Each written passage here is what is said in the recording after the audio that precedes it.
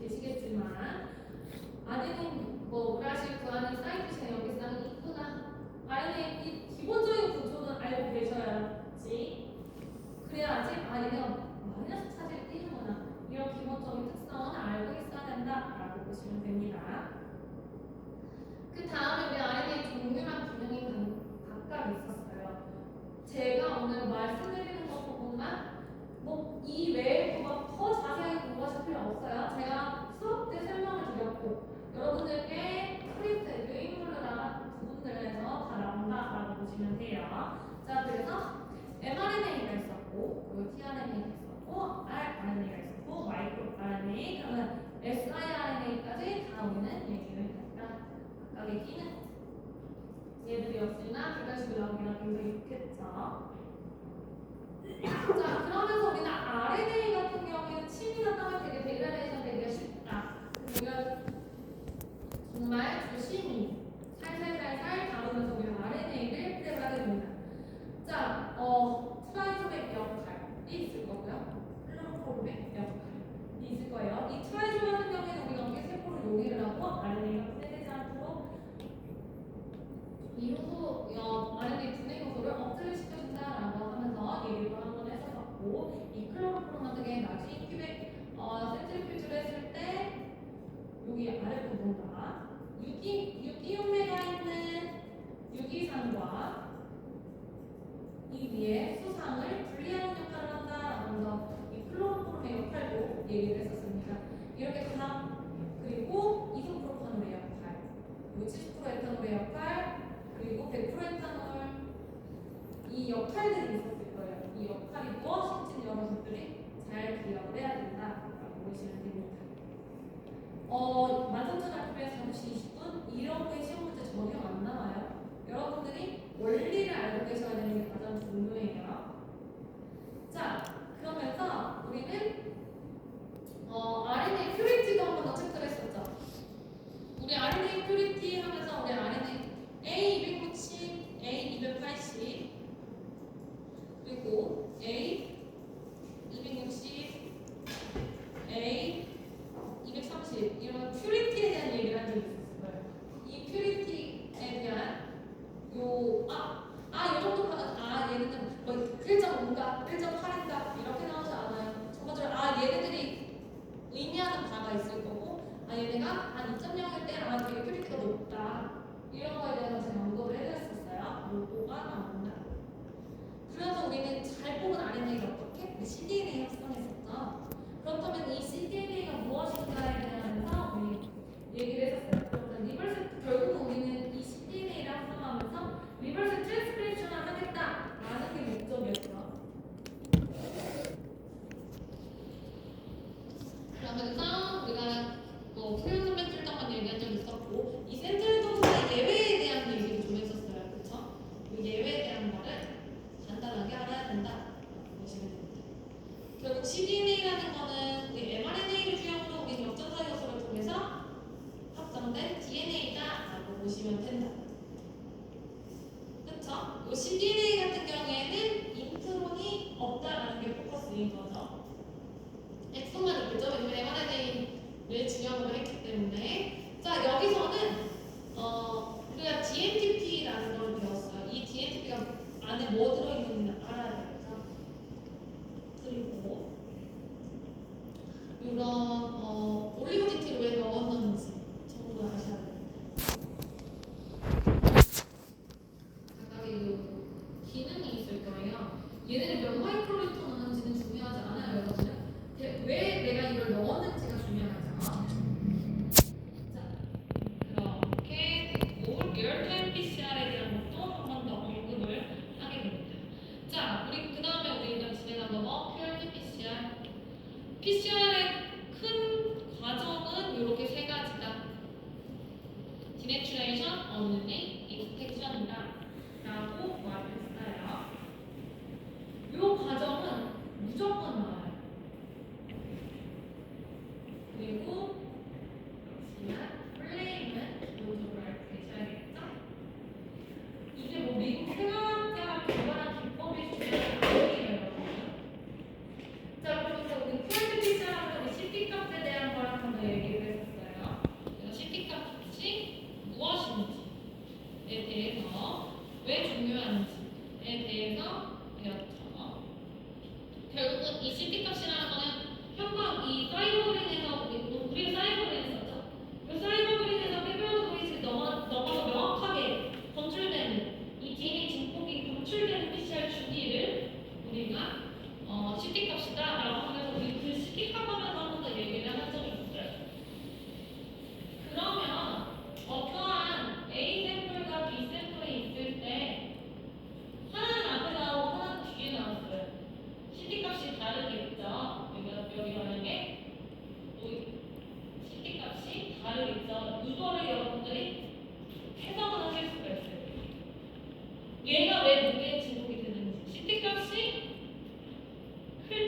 의미하는 바가 무엇인지만 알고 계시면 돼요.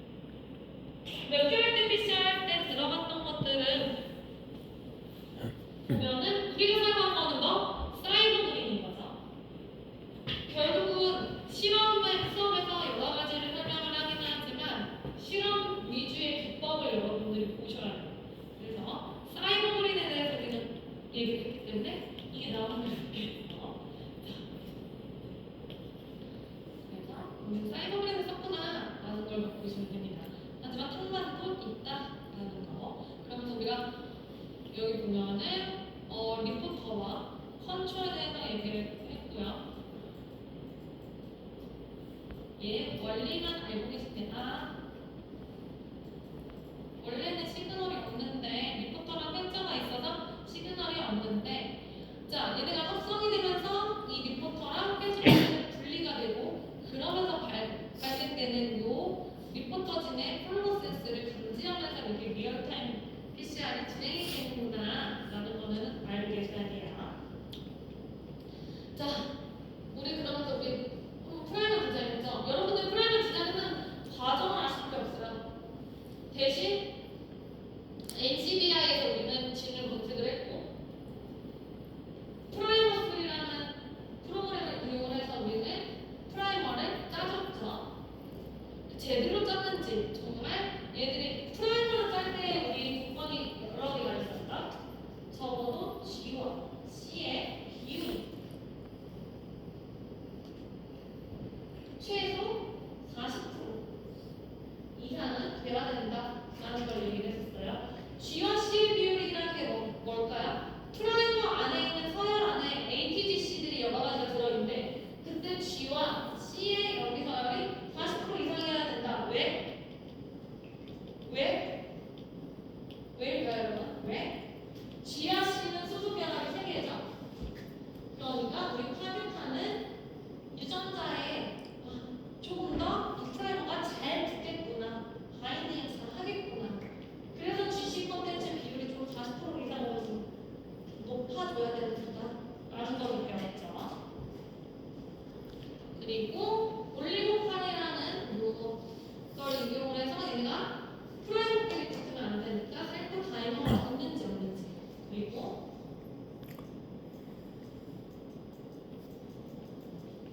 헤어핀이 있는지 없는지를 배웠구나. 우리 얘네들끼리 프라이머끼리 이렇게 헤어핀 구조로 이루면 안 되고요. 얘네들끼리 이렇게 다이머를 이루면 안 되겠죠. 그래서 얘네 같은 경우에는요, 얘네를 설명하려고 한다면 객관식이에요. 그래서 그냥 우리가 뭐 프라이머 디자인을 썼던 프로그램은 이제 뭐 프라이머 3도 쓸 거고 뭐 말도 안 되는 이제 프로그램들이 나오겠죠. 무조건 프라이머 3 이렇게 그러시면 된다. 이해하셨나요? 자, 그래서 우리가 원하는 유전자들을 열심히 잘 증폭을 해놓으면 얘를 가지고 이퀄라이에서 클로닝을 진행을 했어요. 클로닝이라는 건 결국 뭐냐면 굉장히 많은 다수의 제조업 DNA를 만들고자 하는 거고요. 그래서 우리가 원하는 것만 콜로니를 선별을 해가지고 정제를 할 수 있는 기능도 한다. 라는 게 클로닝의 목적이겠죠. 자, 그러면서 우리가 벡터라는 걸 배웠어요. 우리가 딜리버리 시스템을 배웠고 대표적인 게 플라스미드다. 플라스미드라는 거는 지노믹 DNA랑 별개로 얘네가 독립적인 서큘러 DNA 조각을 말하고요. 얘네는 자율적으로 복제가 가능하고 역시나 외부 유전자도 삽입을 해가지고 원래 이콜라이가 가지고 있지 않은 특성을 새롭게 가질 수 있도록 할 수도 있습니다.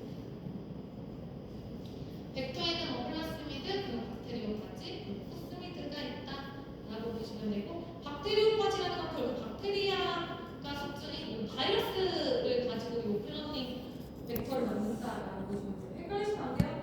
플라스미드 같은 경우에는 이콜라이에 있는 박테리아에 있는 거고요. 박테리오파지는 바이러스에 있는 거예요. 그리고 이 포스미드 같은 경우에는요. 플라스미드 벡터에다가 그리고 박테리오파지에 있는 서열을 붙여가지고 이렇게 하이브리드 섞이게끔 만들었구나 라고 보시면 됩니다.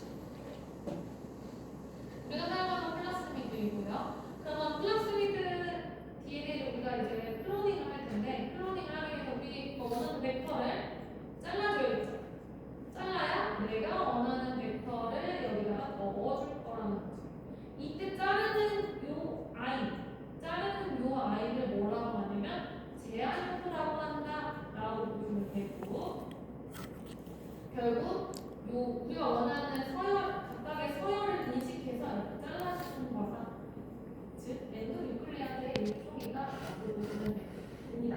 그러면서 우리는 잘랐을 때가 이렇게 스티키, 후끈하게 생기는 이 스티키 핸드라는 걸 배웠고요. 뭉툭하게 생긴 블런트 핸드라는 거를 배웠어요. 대표적으로 제안해주는 스티키 핸드와 블런트 핸드로 나눠준다라고 보시면 됩니다. 여기 보시면 스티키 핸드는 이렇게 해서 여기 이렇게 오버레이 부분이 생기는 거죠. 스티키가 끈적끈적하죠.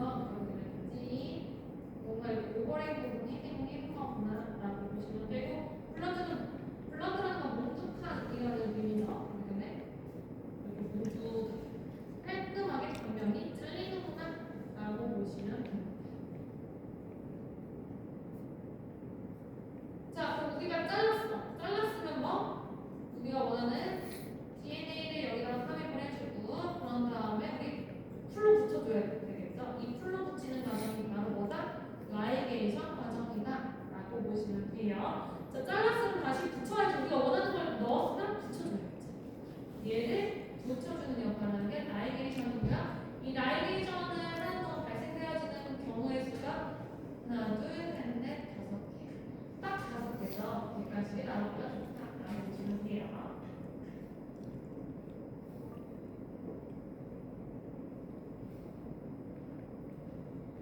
그런 다음에 우리가 잘 풀로 붙였으면 우리가 원하는 새로운 플러스미들을 넣어줘야겠죠. 어디에다가?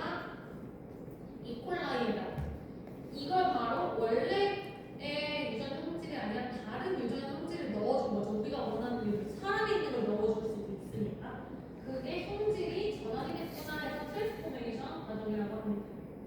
트랜스포메이션 과정은 역시나 호스트 셀에다가 넣어주게 된다라고 하면서 제가 트랜스포메이션이랑 트랜스펙션에 대한 차이를 여러분께 말씀을 드렸어요. 트랜스포메이션과 트랜스펙션의 차이는 여러분들이 알고 계셔야 된다라고 보시면 돼요. 지금 거의 전자생물학 시간 같은 경우에는 매주매주 거의 이어져서 쭉 지금 1년에 과정으로 진행이 되고 있죠. 그러니까 그 플로우를 여러분들이 좀 전반적으로 이해를 해주시는 게 가장 좋아요. 그래서 우리가 맨 처음에 플로우 풀 시작까지는 우리가 원하는 DNA만 특이적으로 잘 제공을 했어. 걔를 넣어줄 거야. 어디에다가? 이콜라이 안에다가. 그러려면 뭐가 필요해? 딜리버리 시스템이 필요하고 그때 우리가 사용한 거는 플라스미 있다라고 보시면 되고 그러면은 이 플라스미드에 얘를 넣어주려고 하면 일단은 가위 잘라줘야겠죠? 그게 바로 다이제스트. 리스트릭션 엔자임이면서 잘라줬구나. 그럼 잘라준 걸잘 넣었어. 그럼 어떻게 해요? 풀로 붙여야 되겠죠? 라이게이션 과정이고 걔를 트랜스포메이션이라는 이 과정을 진행을 해줍니다. 보통 여기 보면 칼슘 클로라이드를 처리를 해줘요. 그러면 어떻게 되냐면 이 세포벽이 흐물흐물하게 돼요. 그러면 칼슘에 있는 요 이렇게 플러스 얘를 칼슘 클로라이드 쳐주면 이렇게 약간 얘는 흐물흐물해지고요. 이때 42도씨 동안 2분 동안 인큐베이션을 해주잖아요. 그럼 어떻게 우리가 원하는 플러스 그대로 쏙 들어가요. 그러고 나서 바로 아이스에다가 담가주면은 얘네가 다시 닫혀요. 이 세포벽. 이렇게 해서 트랜스포메이션 해주는 거예요. 다시 우리가 세포벽 이콜라이드 세포벽을 칼슘 클로라이드로 약간 흐물흐물하게 해주면서 약간 적당한 열을 가해줘요. 이거는 이콜라이마다 온도는 조금 달라져요. 그러면 어떻게 돼? 이 세포벽이 흐물흐물해진 세포벽이 이렇게 열려요. 그럼 그 안에 우리가 원하는 플라스틱이 쏙 들어가고 그러면서 우리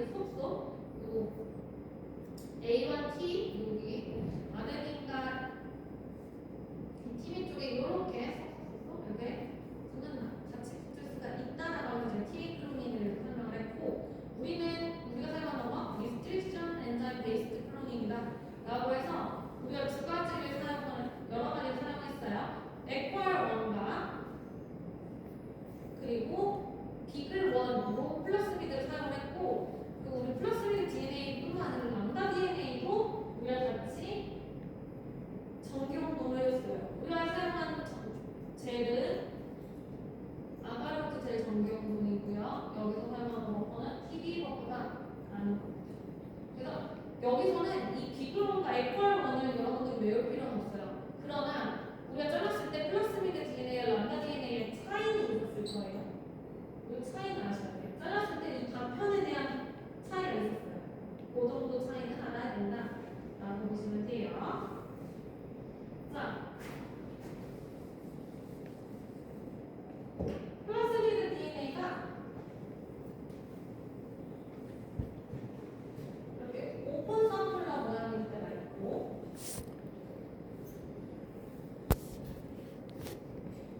리니어 형태가 될 수도 있고요. 그리고 이렇게 만약에 플라스미드가 슈퍼코일 형태가 있을 수 있다라고 보시면 돼요. 플라스미드로 우리가 DNA 정정도 하면은 이렇게 세 가지가 있을 수가 있어요. 자, 크게 한번 볼게요. 슈퍼코일이라는 건 굉장히 컴팩트하게 이렇게 매듭지어 젤들이 이렇게 있는 거죠. 그렇기 때문에 얘가 가장 작은 사이즈에 나옵니다. 그 다음에 미디어, 그다음 오픈 서큘러.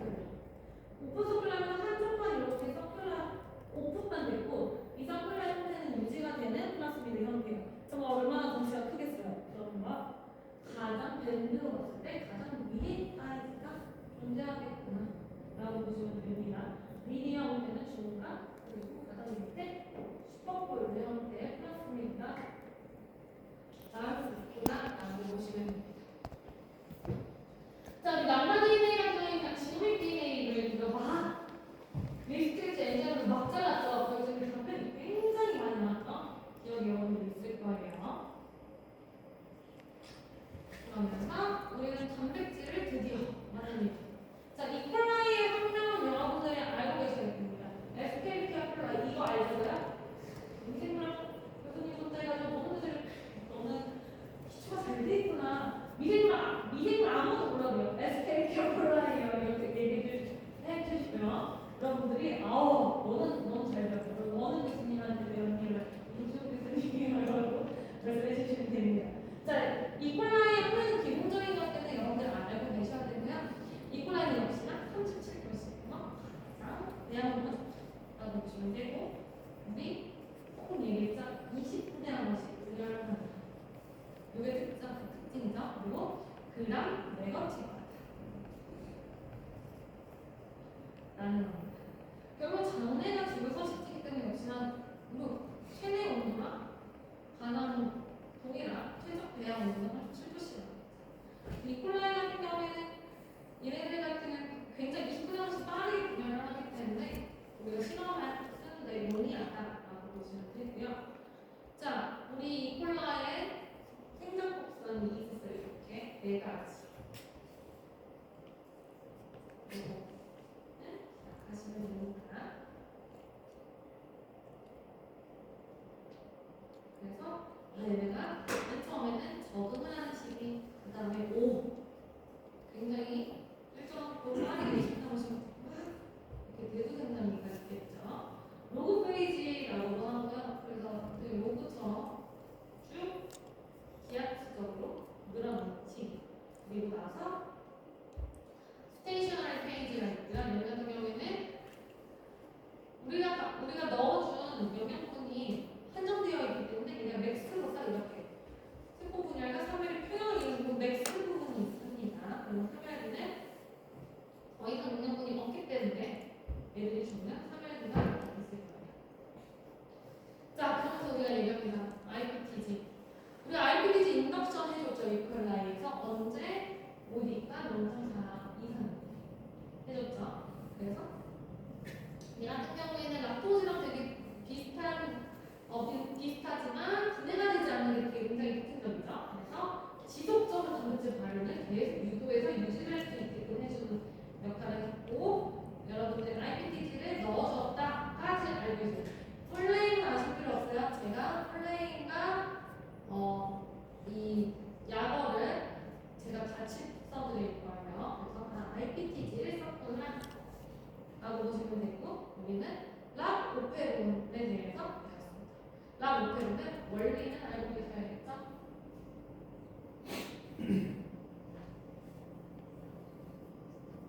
그리고 우리는 이거 LB 배지라는 걸 썼어요.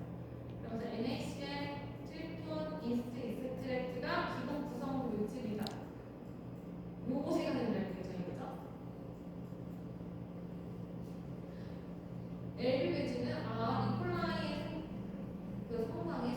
돼지구나. 액체 베이지와 고체 베이지 차이 딱 아가 하나이다.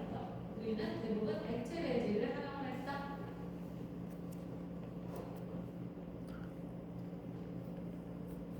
그러면서 우리가 모디값 0.42 때를 얘기하면서 우리 비열한 것도 같이 얘기했고요. 이 같은 경우에는 이 부분은 까지는 아실 필요 없지만 빛의 강도가 용액의 농도가 진하면 우리 어떻게? 빛이 그만큼 흡수가 되겠죠. 그리고 두께가 증가하면 역시나 빛의 강도 자체가 해진다라고 보시면 되고, 요거에 그러면서 우리가 얘기를 했었죠.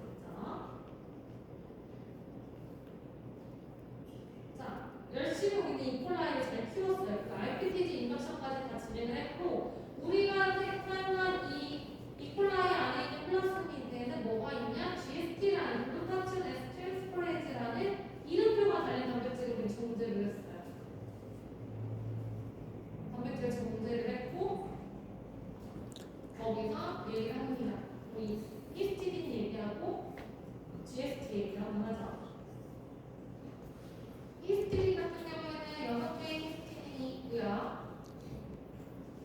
얘를 가지고 우리는 정제를 할 수 있다더라 배웠고, 이 GST 같은 경우에는 여러분들이 가장 헷갈리는 게, 제가 이 GST랑 GSH랑 거꾸로 해가지고 그냥 객관식을 내잖아요. 거기를 내면 다 헷갈려요.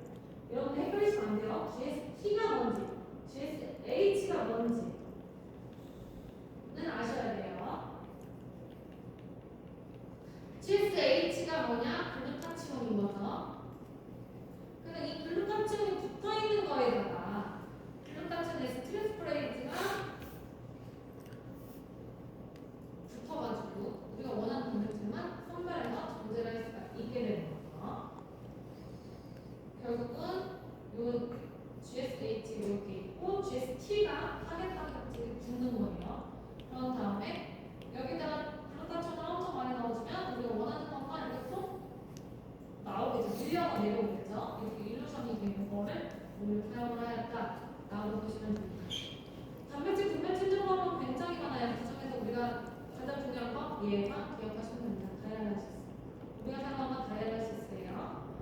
이 반투명성 막 세미퍼메이블한 멤브레인에다가 이 안쪽에 두고 이 3점 차이에서 이 용지 농도가 높은 곳에서 좀 낮은 곳으로 이동할 수 있고, 우리가 원하는 요 다이알라시스 때에는요, 단백질은 못 빠져나가게 하고, 이런 GST나 이런 필요 없는 이런 이온들, 자기서들은 빠져나와서 단백질, 우리가 큐리티가 높은 단백질을 얻기 위해서 이 다이알라시스를 진행을 하였구나라고 보시면 돼요. 그래서 이 다이알라시스 한 것들을 어떻게 우리는 BCA 방법을 이용해가지고 여러분들이 단백질을 정렬했죠. BCA 방법만 기억하시면 돼요. 자, 그러면서 우리 SDS 페이지가 있어요. SDS 페이지. 이 구조는 외우실 필요는 없지만 SDS가 어떤 역할을 하는지는 아시죠? 결국은 이 스태킹 젤과 세퍼레이팅 젤의 원리를 알고 있어야 된다.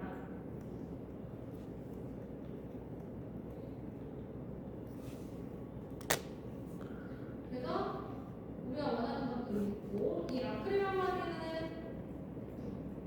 아크릴과 비스 아크릴 아마이드가 있다.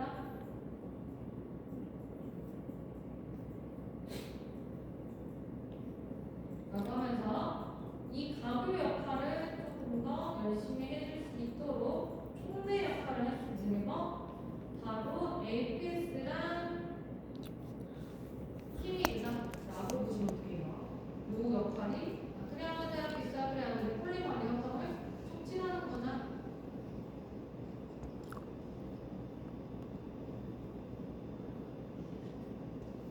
자, 이렇게 여기 보면은 각각의 GSHC의 역할, SDS의 역할, 아크릴아마드 역할 각각 보고 써 있어요.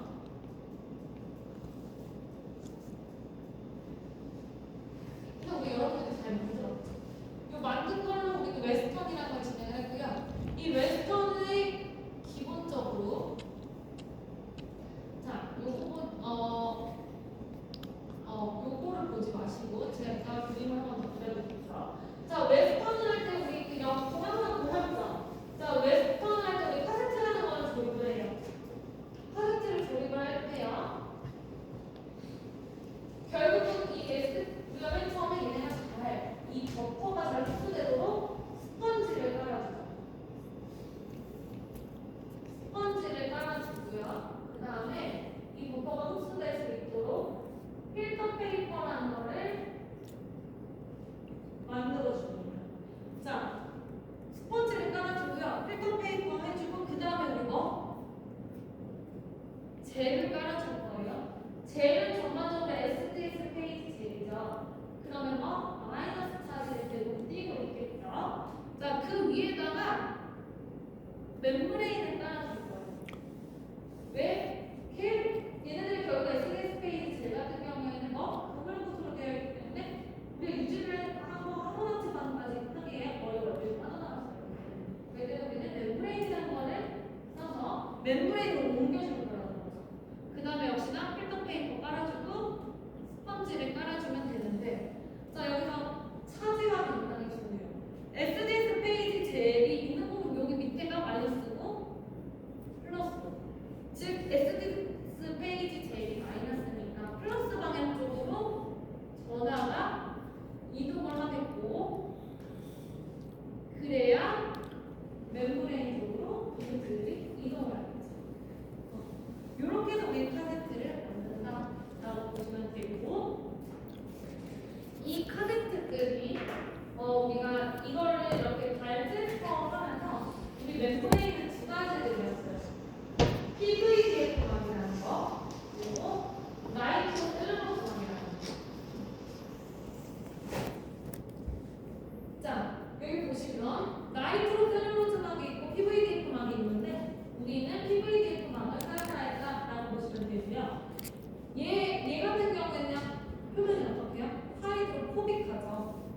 그렇기 때문에 하이드로필릭하게 표면을 만들어주고 이 단백질들을 옮겨줘야 된다.